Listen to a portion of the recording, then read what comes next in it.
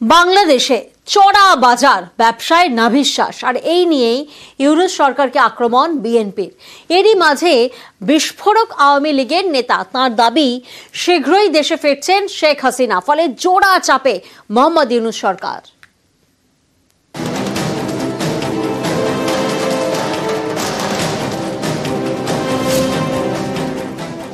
যখন আমরা শুনি গ্যাসের মূল্য বৃদ্ধি করা হবে, ইকোনমিক জোন ছাড়া করা যাবে না, তখন আমরা ধরেই নিছি যে আগামী তো আর ইন্ডাস্ট্রি নতুন করে কোনো অবস্থাতে কিন্তু বাংলাদেশে চিন্তা করারও কোনো কারণ নাই।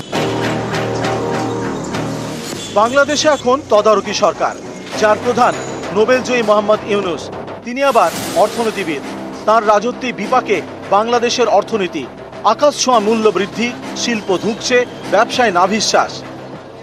যখন আমরা শুনি গ্যাসের মূল্য বৃদ্ধি করা হবে, ইকোনমিক জোন ছাড়া করা যাবে না, তখন আমরা ধরেই নিছি যে আগামী তো আর ইন্ডাস্ট্রি নতুন করে কোনো অবস্থাতে কিন্তু বাংলাদেশে চিন্তা করারও কোনো কারণ নাই।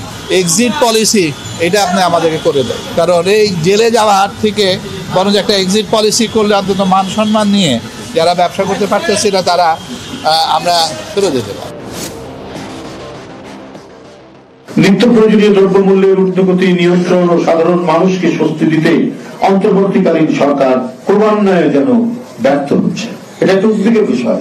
আমরা চাই না যে অন্তর্বর্তীকালীন সরকার ব্যর্থ হোক, কারণ এটা একটি ব্যাপক গণ আন্দোলনের মধ্য দিয়ে তৈরি। কিন্তু জনগণের প্রত্যাশা এবং জনগণের যে ক্ষুধা, এটা যদি নিবৃত্ত করতে না পারেন তাহলে তো আপনার এই ব্যর্থতা আর থেকে রাখতে পারবেন না। ইউনূস সরকারের উপর অর্থনীতির চাপ, রাজনীতির চাপ, সুর চড়াচ্ছে বিএনপি, কোমর বাঁধছে আওয়ামী লীগ।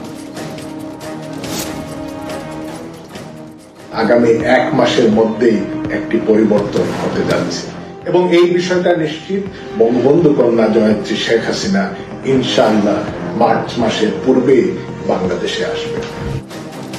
বাংলাদেশের রাজনীতির প্রধান দুই দল বিএনপি ও আওয়ামী লীগ। গত অগাস্টে দেশ ছাড়েন আওয়ামী লীগের প্রধান শেখ হাসিনা। তার ভারতে থাকার মেয়াদ বাড়িয়েছে নয়াদিল্লি। আবার চিকিৎসার জন্য লন্ডন গিয়েছেন বিএনপি চেয়ারপারসন খালেদা জিয়া। অর্থাৎ বাংলাদেশ যতই অস্থির হোক, পদ্মাপাড়ের রাজনীতির ময়দান এখন ফাঁকা। সেই ফাঁকা ময়দানে কি গোল করতে চাইছেন ইউনূস? বিএনপি এবং আওয়ামী লীগ অবশ্য বুঝিয়ে দিচ্ছে তারা ময়দান ফাঁকা ছাড়বে না।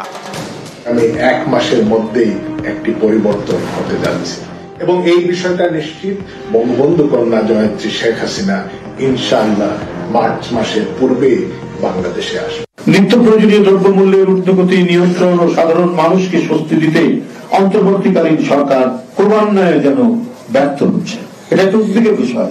আমরা চাই না যে অন্তর্বর্তীকালীন সরকার ব্যর্থ হোক, কারণ এটা একটি ব্যাপক গণ আন্দোলনের মধ্য দিয়ে তৈরি। কিন্তু জনগণের প্রত্যাশা এবং জনগণের যে ক্ষুধা, এটা যদি নিবৃত্ত করতে না পারেন তাহলে তো আপনার এই ব্যর্থতা আর থেকে রাখতে পারবেন না। নিউজ 18 বাংলা।